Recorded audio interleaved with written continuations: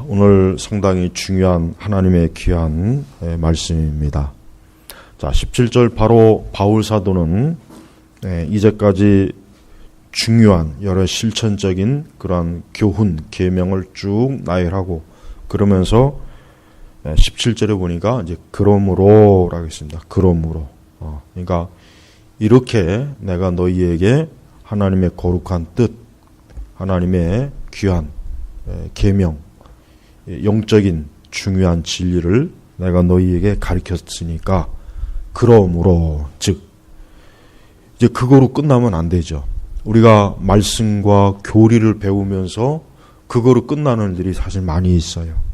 그래서 바울은 탁월한 교사이기 때문에 절대 그렇게 되지 않도록 그러므로 하면서 뭡니까?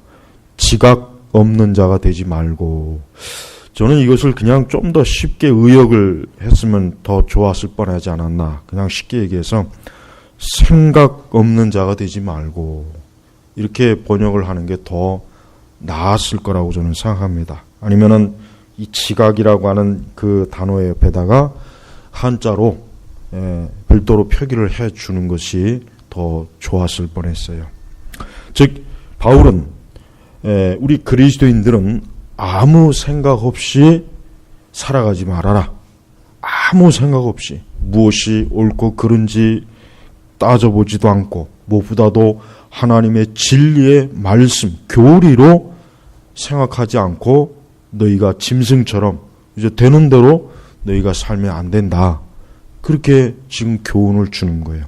이 지각이라고 하는 뜻은 좀 더 구체적으로 얘기하면은 이것은 인식하다. 또 무언가를 의식하다, 인식하다. 그러니까 사람은 누구를 막론하고 지각이 있는 존재예요. 사실은 인간은 무언가를 의식하고 인식을 하는 존재가 이게 사람이에요. 그래서 하나님의 모든 피조물 중에 이 사람만 이 지각이 있지 다른 피조물은 지각이 없어요. 인식이나 무언가를 의식할 수 있는 게 사실은 그런 피조물이 없는 거예요. 또 더군다나 이러한 사물은 역시 지각이 없어요.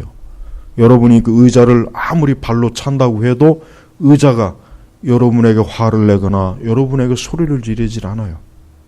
성경에 아주 신기한 하나의 사건이 나오죠. 미친 선지자가 하나님의 뜻을 자꾸 알면서도 거역하니까 하나님께서 나귀의 입을 열어서 그를 책망한 기록이 나와요. 자, 보세요. 하나님께서 그 짐승에게 그때 지각을 주신 거예요. 그때 그 나귀를 통해서 뭔가를 의식하고 인식을 하게 한 거예요. 그래서 그 미친 선지자가 자꾸 하나님께서 이스라엘을 저주하거나 이스라엘을 해롭게 하는 그런 예언이나 그런 짓을 못하겠는데도 자꾸 그 유혹에 빠져갖고 자꾸 가려고 하니까 하나님께서 여호와의 사자를 그 앞에 딱 대기시켜 놨어요. 근데 나귀는 그걸 본 거예요. 그래서 자기 주인을 위해서 자꾸 피하는데 이 미친 선지자는 깨닫지 못하고 왜 이놈의 나귀 새끼가 오늘 왜 이 더위를 먹었냐, 왜 미쳤나 해가지고 막 했던 거예요.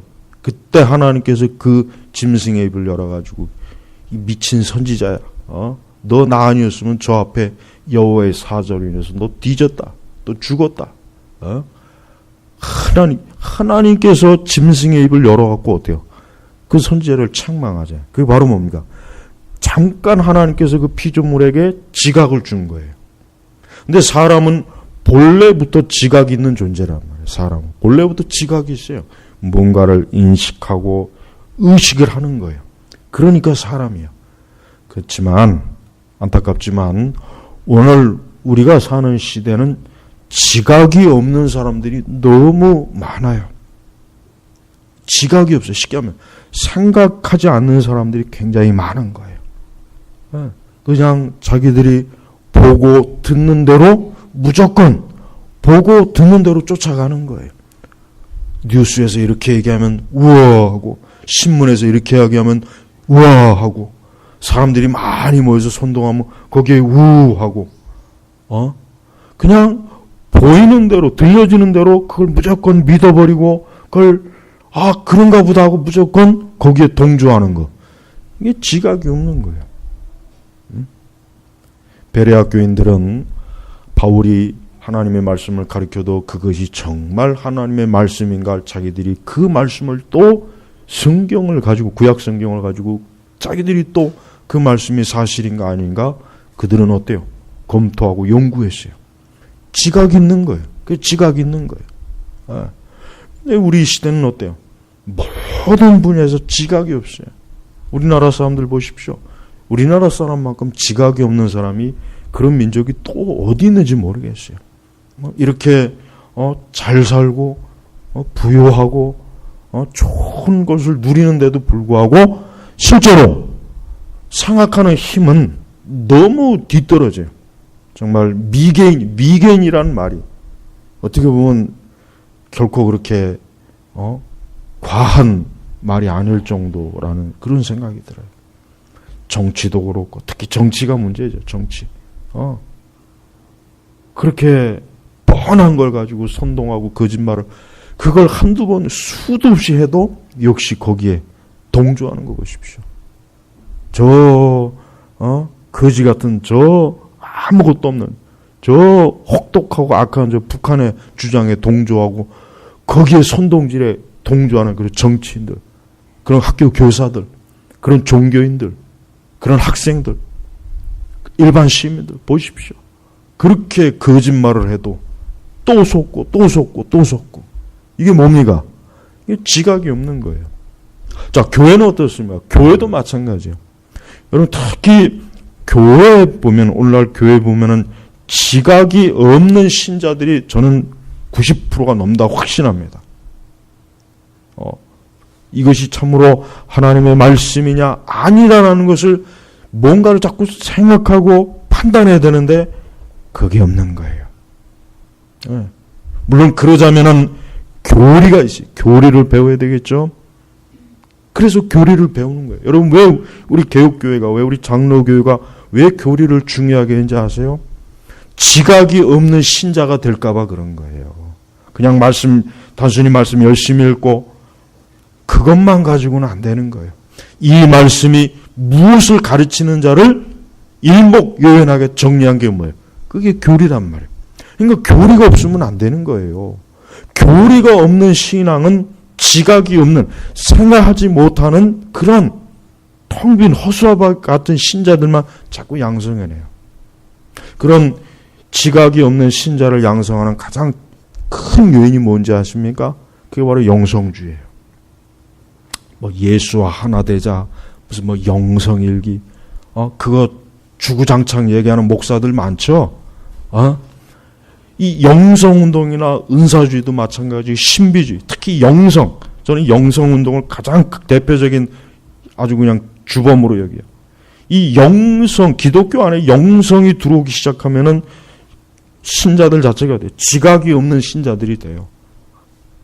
그냥 어떤 뭔가의 황홀한 영적인 느낌, 어떤 감성적인 거, 감동적인 거, 예수와 하나 되는 어떤 황홀한 영적, 거기에 빠져버리는 거예요. 생각할 줄 모르는 거예요. 생각할 줄 모르는 거예요. 그러니까 교회를 다니는 신자들도 교회를 안 다니는 사람들하고 똑같이 속잖아요.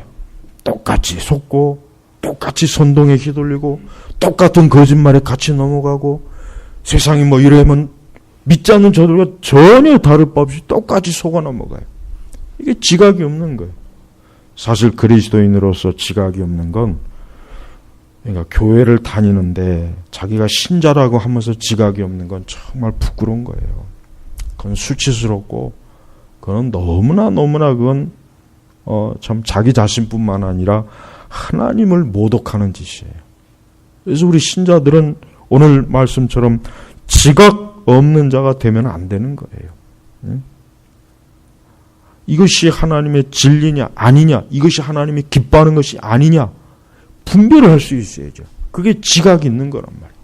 그런 지각이 없이 주여 나는 주님을 사랑합니다. 나는 주님이 좋습니다. 그런 식으로만 신앙생활을 하니까 진리인지 오류인지 이것이 그릇된 건지 바른 건지 그걸 모르고 그냥 겉으로 좋은 어떤 영성적 감동의 말을 하는 사람들을 쫓아가는 거 보십시오. 그들이 거짓된 이적과 신비한 표적과 그것을 해도 거기를 쫓아가요. 이단에 빠진 자들도 마찬가지예요. 이단에 빠진 자도 뭡니까? 그 지각이 없는 거예요. 이단자들이 주장하는 걸 한번 조목조목 한번 자기가 참된 교리와 한번 비교를 하면은 어떻게 이단자들 어느 이단이든지 너무나 많은 허점과 거짓 교리로 똘똘 뭉쳐 있는데 거기에 따라가겠습니까? 왜 그래요? 지각이 없으니까 그래요. 왜 죄를 사람들이 왜 좋아하겠습니까? 죄를 좋아하는 이유가 뭐겠어요? 역시 그것도 마찬가지예요. 지각이 없으니까 그런 거예요. 그래서 여러분 이 사람이 사람다우려면은 지각이 있어야 돼요.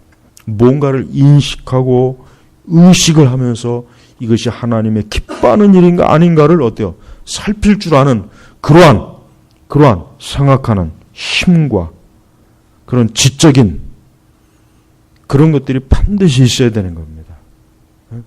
그것이 없으면 어떻게 돼요? 오늘 말씀에 지각 없는 자가 되지 말고를 순종할 수가 없어요.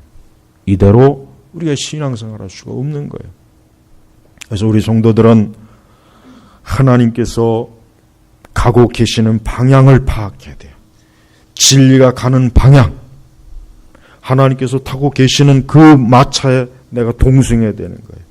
우리는 그냥 아무 데나 가는 게 아니죠. 우리는 향방 없이, 방향 없이 그저 어떤 그 시대, 그 당대 분위기나 어떤 여론이나 어떤 다수에 휩쓸리는 것이 아니라 정말 주님의 진리가 그쪽으로 가고 있는가, 주님께서 그쪽으로 계시는가, 그쪽 방향으로 가고 있는가, 흐르는가. 우리는 항상 하나님의 진리가 어느 편에 있는가를 알고 어때요? 우리는 그것을 가야 되는 거예요. 절대 느낌이나 체험이 우선으로 하면 안 돼요. 신앙생활은 절대로 느낌이나 체험이 먼저 오면 큰일 납니다. 느낌이나 체험이 오면은 말씀이 어때요? 말씀이 가려져요. 먼저 생각해야 돼요. 이것이 진리냐 아니냐. 먼저 그게 중요한 거예요. 그게. 그래서 예수님께서도 이 땅에 오셨을 때 많은 이적과 표적도 행하셨지만 예수님은 항상 어딜 가든지 하나님 나라를 선포하고 가르쳤어요. 그리고 사도들 보십시오. 사도들 그렇게 하나님의 능력이 많아도 우리가 사도행전을 보면 알겠지만은 사도행전에서 계속해서 후반부로 가면 갈수록 어떤 이적이나 기적의 사건은 별로 안 나와요. 주로 뭐가 나옵니까? 하나님 나라에 대한 복음, 교리가 나오잖아요. 그리고 바울은 그렇게 많은 하나님의 능력 있는 사도이지만 그가 교회에서 주로 한 게 뭡니까? 하나님의 말씀을 부지런히 가르쳤어요. 부지런히 가르쳤어요. 우리가 사도행전 끝장에 보면은 거기 놀라운 말씀이 있어요. 사도행전 맨 끝장에 보면은 자, 사도행전 28장 31절에 한번 보세요. 거기 보십시오. 신약성경 사도행전 28장 31절에 보면은 자, 같이 읽겠습니다. 하나님 나라를 선포하고 주 예수 그리스도에 관한 것들을 아무런 방해도 받지 않고 담대하게 가르쳤다. 보세요. 이제 바울이 마지막으로 로마에서 순교를 합니다. 근데 바울이 30절에 보면은 바울이 2년 내내, 즉 2년 동안 그가 황제를 만나기 전까지 무려 로마에서 2년 동안 자신의 새 집에 머무면서 뭐 했습니까? 뭐 했어요? 병 고치는 거 했습니까? 은사쇼 했습니까? 성령운동 했습니까? 영성운동 했어요? 무슨 임파테이션 했어요? 또 방언운동 했어요? 그런 마귀지 귀신지 그런 미친 짓 하지 않고 뭐라 그랬습니까? 하나님 나라를 선포하고 하나님 나라 그 다음에 뭡니까? 주 예수 그리스도에 관한 것들을 아무런 방해도 받지 않고 담대하게 뭐라고요? 가르친 거예요. 바울은 자기가 로마에 가서 자기에게 주어진 한정된 시간을 무엇을 할까? 분명히 계획하고 생각했을 거예요. 뭘 했습니까? 하나님 나라를 선포하고 주 예수 그리스도에 대한 것들을 어때요? 담대하게 가르친 거예요. 왜 가르쳤어요? 그 로마에 있는 하나님의 택한 백성들 또 로마 교회를 신자들에게 복음, 교리, 진리를 계속해서 가르쳐야 그들이 어때요? 지각 있는 그리스도인들이 되기 때문에요. 그래서 여러분, 우리 한국교회 역사를 보면 안타까운 게 뭐냐면, 한국교회는 너무 초기부터 이 부흥이나 어떤 은사나 이런 거에 너무 교회가 오랜 동안 사로잡혔어요. 그러니까 초기부터 선교사들이 이 교리를 집중적으로 가르쳐야 되는데 선교사들이 그런 게 약했어요. 그러니까 우리 한국교회를 역사를 보면은 이 초기부터 길이 잘못 들여진 거예요. 특히 1907년 평양 부흥.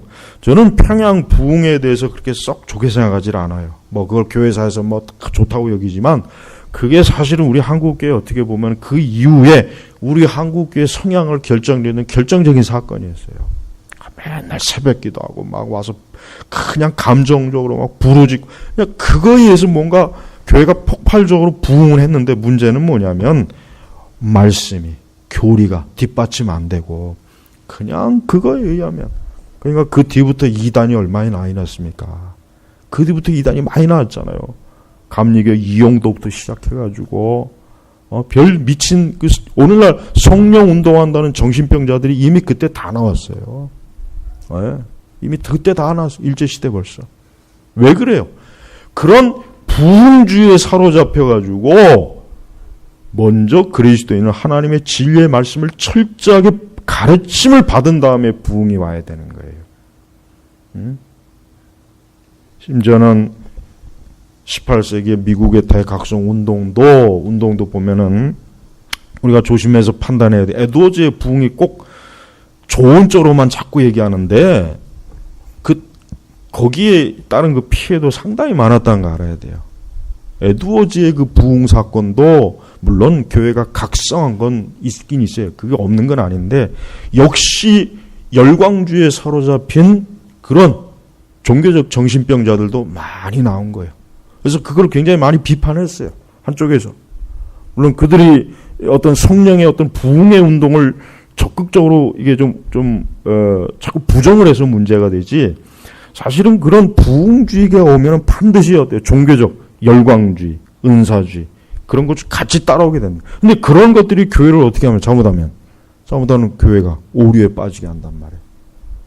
그래서 항상 우리가 조심해야 돼요. 우리는 절대 열광주의에 빠지면 안 돼요. 종교적 열정주의에 빠져가지고 교리를 버리면 안 돼요. 참된 신학을 버리면 안 되는 거예요. 그건 위험해요. 그건 마귀가 반드시 역사합니다. 그걸 통해서 이단이 나옵니다. 그걸 통해서 하나님의 교회가 성경의 진리가 아니라 인간의 체험과 부흥주의와 열정에 사로잡혀가지고 실제로 뭡니까? 마귀의 역사를 따라가는 일들이 부지기수로 많은 거예요. 그러니까 조심해야 돼요. 우리 한 사람 한 사람 우리 성도들이 신앙생활 때도 열심히 기도를 해야 되겠지만 열심히 성경의 교리를 알아야 돼요. 그저 기도에만 빠져 있으면 안 돼요. 그저 종교적 열정주의, 열광주의, 감정주의에 빠지면 그럼 100% 오류로 갑니다. 누구라도 다 그렇게 할 수 있어요. 그러니까 반드시 기도하고 반드시 말씀을 배우고 또 기도하고 이게 균형이 가야 되는 거예요. 균형 있게. 네? 어느 한쪽으로 치우치면 안 돼요. 기도는 안 하고 맨날 공부만 하는 것들도 문제가 많고 공부는 안 하고 맨날 기도만 처하는 것들은 더 문제가 많고 그건 더 문제가 많은 거예요. 그러니까 절대로 여러분 우리가 신앙의 균형을 잃으면 안 돼요. 이게 중요한 거예요. 그래서 항상 참된 복음주의, 참된 그리스도인의 신앙은 어떻습니까? 정말 뜨거운 영적인 감성과 차가운 머리를 가지고 하나님을 믿고 하나님을 따르고 하나님께 전적으로 충성하는 그런 사람이 되어야 되는 거예요. 그냥 아무 생각 없이 그냥 한다고 해서 우르르 몰려가고. 예? 그러니까 우리나라 사람들은 이 성향 자체가 애초부터 그런 기질이 있는데 거기에다 대고 우리 교회는 좀 더 차갑고 냉철한 그런 교리적 신앙을 아주 철저하게 주입을 했더라면 아마도 많은 이단들이 애초부터 나오지 않았을 거예요. 이단에 휩쓸리지 않았을 거예요. 그래서 여러분 우리는 지각 없는 자가 되지 않아요. 생각 없이, 이해 없이, 판단력 없이, 지식 없이, 교리 없이, 신학 없이 그저 믿으면 되지. 그냥 영성운동이라고 해서 무조건 좋아하는 거. 요 가까운데 여기 요 성남 요쪽에 있는 그 뭐라고나 그 아주 이상한 데 있죠, 이상한. 그 미친놈이에요, 그거. 맨날 무슨 영성일기가 어쩌고 저쩌고 써대고. 요즘은 또 뭐 예수 하나 되자. 예수와 하나 되자는 말을 굉장히 좋아하는데 그 말은 그건 이단이에요, 이단. 우리가 어떻게 예수님과 하나 됩니까? 아니, 나와 예수님과 하나 되면 그럼 누가 예수고 누가 나예요?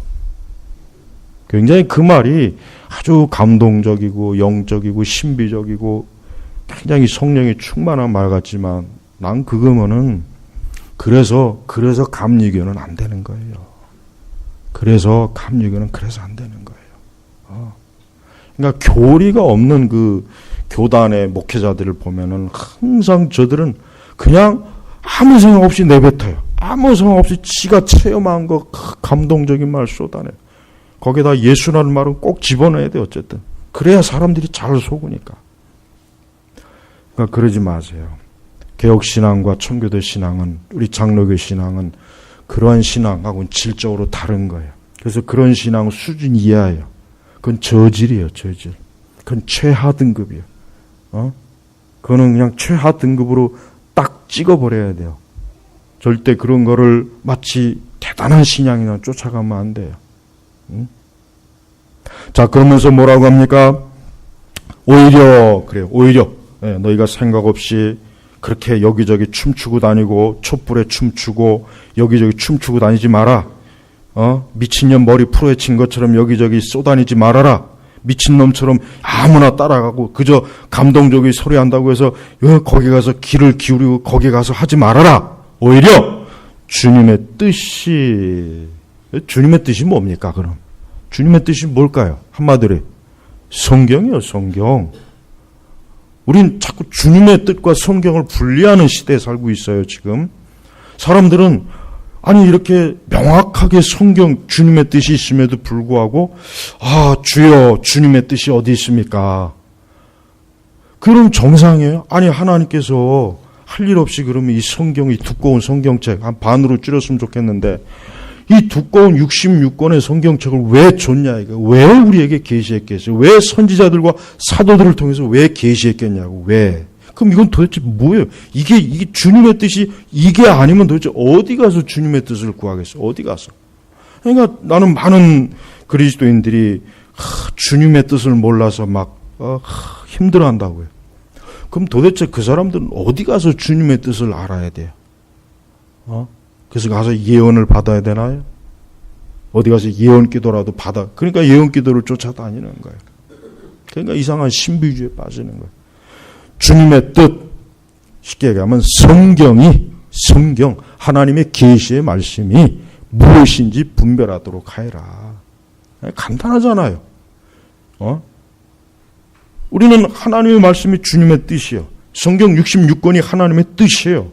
이게 내 뜻이다고 사람한테 딱 준 거예요. 계시한 거예요. 그러니까 너희들은 이렇게 믿고 이렇게 살아라. 이게 하나님의 뜻이에요. 근데도 지금 우리 시대는 하나님의 뜻과 성경을 완전히 분리시켜요. 아주 참 그거 보면 묘해요. 하나님의 뜻을 찾는다고 하면은 제일 먼저 항상 성경을 봐야죠. 성경의 이와 같은 것에 대해서 무엇이라고 얘기했을까? 성경을 샅샅이 뒤져야죠. 그럼 다 나오는데, 그런데 성경은 안 보고 하나님의 뜻을 어디서 할까? 자기 혼자 막 전전긍긍하고 그냥 애를 태우고 어디 가서 이상하게 용하다고 하는 기도하는 그 예언기도 받으러 다니고.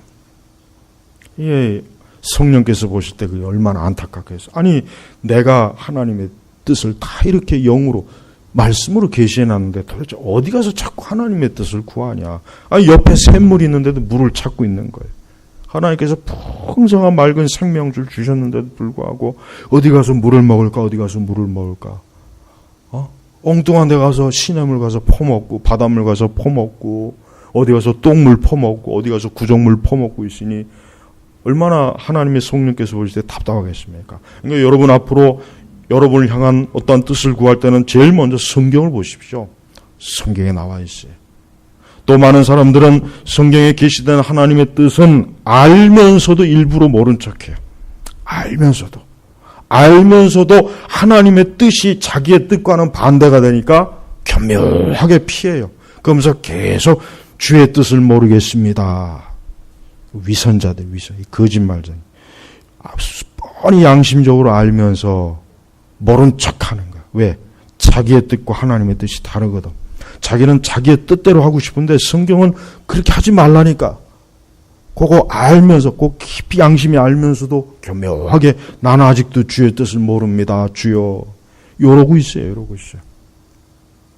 그건 아주 나쁜 사람들이죠. 우리는 하나님의 뜻이 무엇이든지 나에게 하나님께서 알려주시면 내가 좋고 또 나쁘고를 떠나서 이것이 하나님의 뜻이면 이대로 따르겠습니다. 예수님께서 겟세마네 동산에서 할 수만 있으면 그 잔을 피하고 싶다고 했지만 예수님은 하나님의 뜻이 예수님 자신이 십자가에서 죽으시는 거라는 걸 너무나 잘 알았어요. 너무나 잘 알기 때문에 주여 내 뜻대로 하지 마시고 주의 뜻대로 하시옵소서. 벌써 예수님부터 그러셨잖아요. 예수님은 하나님의 뜻이 무엇인지 너무나 잘 아셨어요. 그렇지만서도 그래도 하나님 앞에 기도를 했어요. 그러나 여전히 예수님은 하나님의 뜻이 십자가에서 죽으시는 걸 알았기 때문에 내 뜻이 아니라 주의 뜻대로. 우리도 마찬가지예요. 우리도 하나님의 뜻을 명확하게 알았으면, 바르게 알았으면 우리는 거기에 순종하고 거기에 따라야 돼요. 그걸 고의적으로 모른 척, 그걸 무시하거나 그를 대항하지 마세요. 하나님의 뜻을 대항하는 것은 좋은 일이 아니죠. 그래서 항상 하나님의 뜻은 성경을 통해서, 그리고 성경을 통해서 하나님의 뜻을 알았으면 거기에 따라야 됩니다. 무조건 거기에 순종해야 돼요. 내가 좋고 나쁘고 내 취향이고 뭐고 세상의 여론이 어쩌고 저쩌고 아닙니다. 성경이 그렇게 말했으면 그것으로 끝나는 거예요. 또한 하나님의 뜻은 일반적인 것과 특수한 것이 있습니다. 일반적인 건 뭐예요? 일반적인 건 말 그대로 일반적인 거예요. 여러분, 우리가 그냥 예를 들면 우리가 오늘 점심은 뭘 먹지? 오늘 점심은 중식으로 먹을까? 피자로 먹을까? 양식으로 먹을까? 여러분, 그거 가지고 3일 금식하는 사람 봤습니까? 그건 미친놈이죠, 그거는. 그 더운 날에 더우 먹인 거죠, 그거는. 아니, 점심은 지가 땡기는 대로 아무거나 빨리 먹으면 되지. 그걸 가지고 막 산기도 가는 사람이 있겠어요? 그걸 가지고 2시간, 3시간씩 기도하면 그건 비정상이에요. 제발 그러면 안 되죠. 그러나, 누구와 결혼을 해야 되겠습니까? 누구와 결혼을 해야 되겠습니까? 할 때는 하나님 앞에 물어야죠. 그걸 가지고는 진짜 맨날 면식 금식도 하고 기도도 해야죠. 누구와 결혼하게, 그런 중대한 문제는 마치 꼭 진짜 피자 주문한 것처럼 이 둘 중에 하나 해보지. 이놈하고 해볼까? 인연하고 해볼까? 그러니까 지금 우리 많은 그리스도인들은 하나님의 뜻, 일반적인 것은 일반적인 대로 결정해요. 그저 상식과 그냥 보편적인 상식대로 하면 되는 거예요. 그러나 특수한 게 있어요. 예를 들면 결혼의 상대를 구하는 거, 직업을 구하는 거, 또 하나님께서 자기에 주신 어떤 사명을 놓고 기도하는 거, 또 어떤 장래 어떤 중대한 진로의 문제를 갖고 기도하는 거, 이런 중대한 문제가 있잖아요. 내 인생에 있어서 정말 중대한 어떤 갈림길, 결정해야 될 문제, 이런 걸 놓고 하나님 앞에 기도할 때 이건 특수한 거예요. 우린 그럴 때 하나님의 뜻을 진지하게 구하시면 하나님이 반드시 하나님의 뜻을 알려줘요. 저번에도 그랬지만 하나님께서는 그저 모호하게 해주질 않아요. 하나님도 장래를 모르기 때문에 그건 너희들이 알아서 해라. 일반적인. 요즘 가르치는 게 요즘은 그렇게 나와요. 그 열린 신학의 영향으로 인해가지고 지금은 과거에는 전통적으로 하나님의 뜻은 명확하다라는 아주 확실한 메시지를 줬는데 지금은 하나님도 그런 모든 세세한 것들은 하나님도 모른다. 하나님이 계획하지 않았으니까 그냥 적절하게 하나님의 뜻을 추구하라. 이게 모호하게 그 하나님의 뜻에 대해 주장해 보니까 제럴드 시처 같은 사람 보면 그 아주 나쁜 거예요. 하나님의 뜻은 명확한 거예요. 네? 하나님께서 우리를 향하신 놀라운 계획과 뜻이 있어요. 이걸 부정하면 안 됩니다. 그래서 우리는 하나님 앞에 기도해야 되는 거예요. 하나님 이래야 되겠습니까? 저래야 되겠습니까? 하나님 어떻게 하는 게 하나님 기뻐하는 일이겠습니까? 하고 하나님께 물으십시오. 기도해 보세요. 그럼 하나님께서 진짜 알려주시고 하나님의 뜻을 하나님이 말씀을 통해서 아니면 누군가를 통해서 알게 하셔요. 그게 얼마나 명백한 줄 몰라요. 그래서 여러분 어떤 특수한 문제를 가지고 하나님 앞에 반드시 그 뜻을 구하십시오. 일반적인 건 일반적인 지혜도로 가면 되는 거예요. 짜장면을 먹을지 짬뽕을 먹을지 그건 지가 알아서 먹어요. 그런 것 가지고 하나님 앞에 기도할 필요는 없어요. 그런 것 가지고 기도 안 한다고 해서 그게 불경건한 건 아니에요. 그러나 내 진로와 내가 하나님께 영광을 돌려야 될 어떤 문제, 내 인생의 문제, 내 가정의 문제, 내 자녀의 문제, 내 개인의 진로의 문제, 이런 모든 것들에 대해서는 하나님 앞에 진작에 이런 특별한 뜻을 위해서는 기도하십시오. 그럼 하나님이 알려주셔요. 반드시 구체적으로 인도하셔요. 그 길로 가게 하십니다. 이게 하나님이 아주 분명합니다. 여러분 이걸 의심하지 마십시오. 그래서 여러분 우리는 항상 기도와 말씀으로 영적인 조언을 통해서 우리는 하나님의 뜻을 구하시기 바랍니다. 우리는 말씀을 통해서 그리고 기도를 하십시오. 그리고 또한 영적으로 성숙하고 바르게 알고 있는 사람들한테 조언을 역시 구하십시오. 그럼 하나님의 뜻을 알게 돼요. 그걸 통해서 하나님께서는 보편적으로 하나님의 알려진 거룩한 뜻을 알게 되는 것입니다. 그럼 우리가 왜 하나님의 뜻을 구해야 되겠습니까? 왜 바울은 그렇다면 왜 바울은 지각 없는 자가 되지 말고 오히려 주님의 뜻이 무엇인지 분별하도록 하여라. 왜 이러라고 했을까? 왜? 16절에 때가 악하기 때문에 그래요. 때가 악하니 거예요. 우리가 사는 세상이 악해요. 공중권세 잡은 마귀가 역사합니다. 불신앙자들이 불신앙의 체계를 온 사방 곳곳에 세워놨기 때문에 우리 경건한 하나님의 백성들이 살기가 얼마나 힘들어요. 얼마나 힘듭니까? 그러니까 어때요? 지각 없는 생각 없이 유행과 어리석은 풍조에 따라가지 말고 오히려 하나님의 말씀의 명확한 뜻이 무엇인지 너희가 뭡니까? 분별해. 이게 좋은가? 저게 좋은가? 분별하는 거. 분별. 여러분 그 야바이꾼들 보세요. 야바이꾼들 이렇게 컵 3개 놓고 막 이렇게 왔다 갔다 하잖아요. 근데 그 유튜브 동영상에 보니까 고양이 새끼가 그렇게 그걸 잘하네요. 고양이가 막 이렇게 하는데 탁 찍어요. 그 사람은 진짜 그거 모를 텐데 어떻게 고양이가 그렇게 그 훈련해서 그런 건지 아니면 한번 그 고양이 가지고 계신 분 집에 가서 한번 시험해보세요.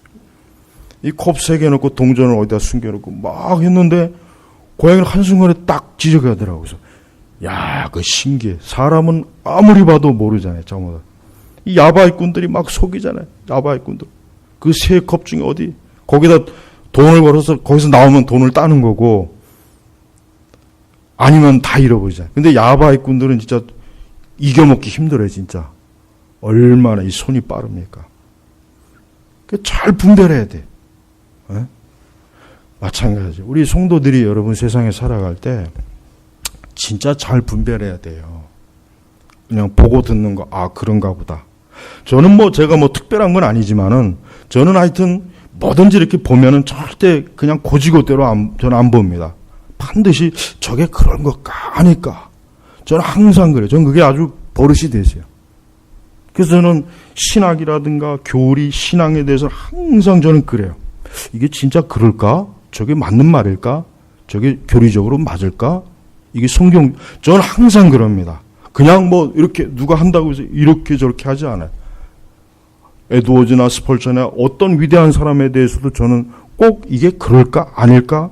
저는 그분들에 대해서도 그래요. 그 위대한 사람들이 될지라도. 우리는 그래야 됩니다. 우리는 하나님의 뜻이 무엇인지 분별해야 돼. 이게 우리가 해야 될, 우리에게 맡겨진 책임이에요. 책임. 이게 책임이에요. 이걸 하나님 앞에 맡기지 마세요. 하나님께서 알아서 해주시겠지.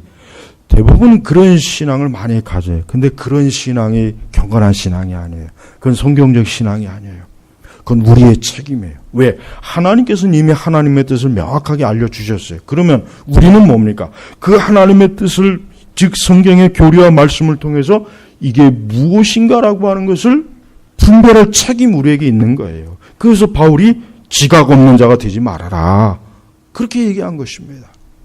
그래서 여러분 매사에 분별하세요. 분별해야 됩니다.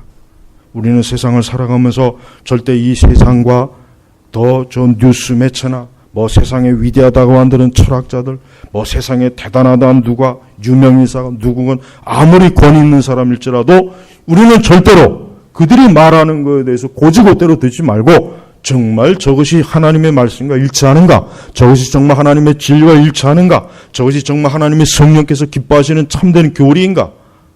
분별해야 됩니다. 그게 우리의 책임이에요. 그걸 해야 돼요. 그걸 통해서 하나님의 뜻을 구하는 거예요. 그러지 않고 분별하지 않고 아무 생각 없이 쫓아가다가는 반드시 어때요? 구렁텅이에 빠져요. 어리석은 길로 빠지게 돼 있어요. 그래서 바울이 그래서 이런 권면을 한 거예요. 그래서 18절에 보면은 또 너희는 술에 취하지 마라 그랬죠. 응? 사실 술에 취하는 거나 지각이 없는 거나 같은 거거든요. 술에 취한 사람이 지각이 있겠어요? 자기 사리 분별도 못하는데 똑같은 거예요. 그래서 지각 없는 자가 되지 말아라. 어리석은 자가 되지 말아라. 그러니까 성경적으로 우상을 숭배하고 하나님 믿지 아니하고 계명에 불순종하고 죄를 따라가고 세상을 좋아하는 거 이거 다 지각이 없는 거예요. 누가 지옥에 갑니까? 지각이 없는 사람이 가는 거예요. 저는 사람을 안 쳐다놓고 왜 예수 그리스도를 믿어야 되는지 한번 조목조목 합리적으로 논리적으로 설명을 해주고 싶어요. 영적인 걸 떠나서 왜 사람이 예수 그리스도를 믿어야 되는가? 왜 불교나 이슬람교나 천주교나 그 외 온갖 무당이나 다른 세상의 종교와 기독교를 딱 같이 갖다 놓고 과연 어느 게 진리겠느냐? 어떤 게 진짜 논리적으로 합리적으로 가장 인간을 존중하는 종교겠느냐? 한번 조목조목 설명해 주고 싶어요. 물론 그걸 통해서 안 믿을 수는 있어요. 그러나 적어도 기독교는 인간의 이성과 지성을, 합리성을 무시하지 않는 진리라는 걸 알아야 돼요. 불교, 제가 요즘 불교에 대해서 여러 공부를 해요. 서구의 불교가 어떻게 들어가서 어떻게 보니까 이 불교는 역시 지각이 없는 종교예요. 불교는 머리가 없어도 믿을 수 있어요. 천주교도 마찬가지예요. 무당도 마찬가지예요. 제가 보니까 기독교 빼놓고 다른 모든 종교는 머리가 없어도 믿을 수 있어요. 근데 기독교는 아니에요. 기독교는 하나님께서 애초부터 진리를 그렇게 구성하지 않았어요. 그래서 하나님은 참으로 인격적인 분이고 인간을 존중해 주시는 분이에요. 다른 모든 이방 종교는 인간을 무시해요. 무시한단 말이에요. 저 힌두교 특히 불교, 힌두교 특히 이 두 종교가 지독스러워요. 근데 그 영향을 받은 영성주의가 우리 이 교회 틈으로 들어오니까 제가 소두에 얘기했지만 이 영성주의 때문에 우리 한국교회가 이렇게 지각이 없는 목사들과 지각이 없는 신학생들과 이 지각이 없는 신자들 때문에 교회가 똥오줌도 구별 못하고 이게 세상 것인지 마귀의 것인지 하나님의 것인지 분별 못하고 저게 악인인지 선한 놈인지도 분별 못하고 이게 선동인지 진실인지도 분별 못하고 저 촛불이 지옥의 불인지 천사의 불인지도 구별도 못하고 이렇게 어리석은 거진 거예요. 너무나 이건 뭐 어려워서 분별을 못했다면 이해가 가지만 너무나 분명한데 어떻게 동성애를 지지하는 정치인들을 어떻게 거기다가 투표할 수 있습니까? 어떻게 기독교와는 서로 하나가 될 수 없는 기독교와는 절대 일치가 되지 않는 것들을 주장하는 세력들에게 어떻게 표를 주고 거기다가 동조를 하냔 말이에요. 그게 지각이 없는 거예요. 지각이 없는 거. 그저 감성적인 그러되 정치 선동에 그냥 감동적이구나. 저들이 거기에 그냥 넘어가는 거예요. 그래서 현대 정치는 이 감성의 정치하기도 잠수의 정치.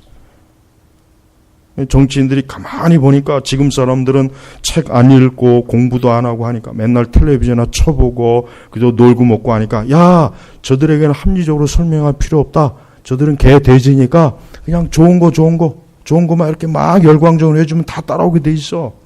정치인들은 다 그런 계산을 가지고 하는 거예요. 쟤들이 아무 생각 없이 하는 게 아니에요. 우리나라 좌파를 절대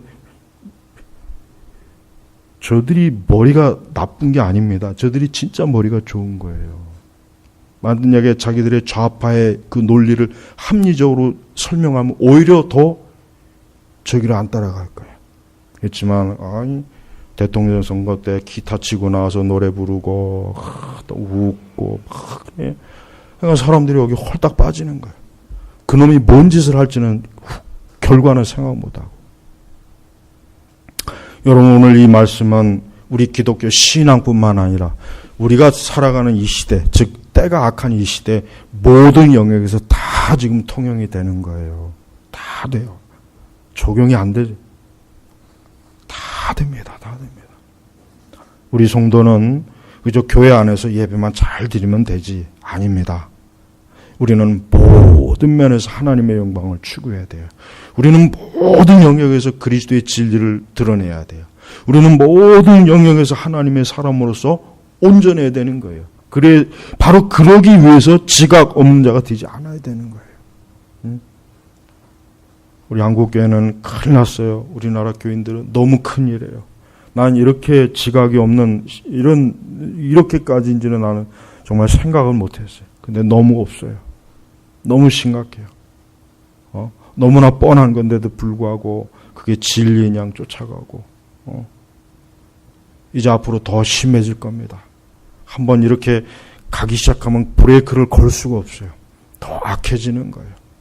그래서 우리는 이 말씀을 더욱 주님의 뜻이 무엇인지 분별하도록 하여라.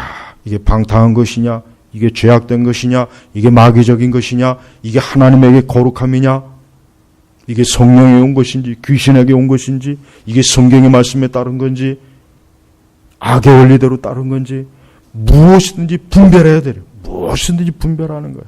우리 개인의 인생에도 마찬가지예요. 여러분이 가는 모든 길을 분별하세요. 여러분이 하는 모든 일을 분별하십시오. 주님의 뜻을 구하세요. 하나님의 뜻을 구하는 건 시간 낭비가 아니에요. 하나님의 뜻을 구하지 않고 가면은 그게 낭비되는 거예요. 그래가지고 실패하는 거예요. 그래가지고 시간을 낭비하는 거예요. 그래가지고 인생을 그냥 몇 년씩 쳐박아서 그만 이 허송세월을 보내는 거예요. 그렇게 하지 마시고 하나님의 뜻이 무엇인지 분별하세요. 구하세요. 하나님은 얼마든지 자기의 자녀들이 주의 뜻을 분별하기를 원하고 하나님 기꺼이 알려주시는 분인데도 불구하고 분별하지 못해요. 그건 분별하고자 하는 마음이 없는 거예요. 그 마음의 중심이 없으니까 그렇게 되는 거예요. 그러므로 우리는 하나님의 뜻이라고 하는 궤도에 벗어나지 말고 이탄하지 말고 탈선하지 말고 언제나 하나님의 뜻에 딱 고정시키십시오. 궁극적인 나침반은 하나님의 뜻입니다. 하나님의 말씀이에요. 교리예요. 그게 나침판이에요. 거기서 벗어나지 마세요.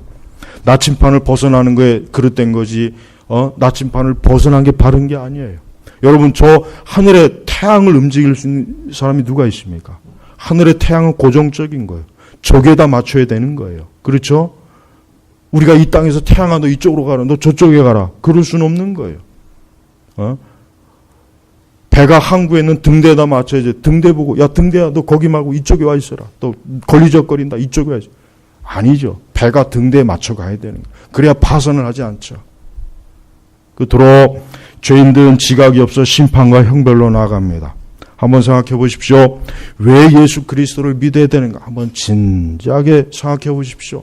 사람은 예수 그리스도를 믿는 것이 유일한 생명의 구원의 길이라는 건 성경이 너무나 정확하게 계시가 돼 있어요. 살아계신 하나님 외에 다른 우상과 거짓을 쫓아가봐야 거기는 허상 아무것도 없는 거. 아무것도 없는 것을 쫓아가면서 거기 뭔가를 있을 거라 기대하는 것 자체가 이게 얼마나 지각이 없는 겁니까? 아마도 지옥에 가 있는 지금 수많은 사람들은 자신이 이 땅에 사는 동안 너무나 지각 없이 살았구나. 하나님의 말씀, 하나님의 뜻을 무시하고 자기의 충동적인 내적 욕구와 정욕과 사람들의 말과 세상의 여론과 어리석은 마귀의 말에 속아서 내가 여기 와 있구나. 얼마나 지금 가슴을 치고 후회하겠습니까? 한번 생각해 보십시오. 그러니 오늘 말씀처럼 지각 없는 자가 되지 말고 오히려 주님의 뜻이 무엇인지 분별하도록 하여라. 이 말씀을 철저하게 우리 자신들이 이 말씀을 깊이 여러분 이해하셔야 됩니다. 이 말씀 자체를 지각해야 돼요. 이 말씀 자체가 우리가 인식을 해야 돼. 이 말씀 자체가. 그럴 때 우리에게 하나님의 거룩한 뜻과 이 계시의 말씀을 통해서 우리는 무엇이든지 하나님의 뜻대로 나아가는 거예요. 또한 하나님의 뜻을 분별하는데 최고는 다시 한번 말하지만 기도와 말씀입니다. 기도와 말씀이요. 그리고 또 영적인 조언.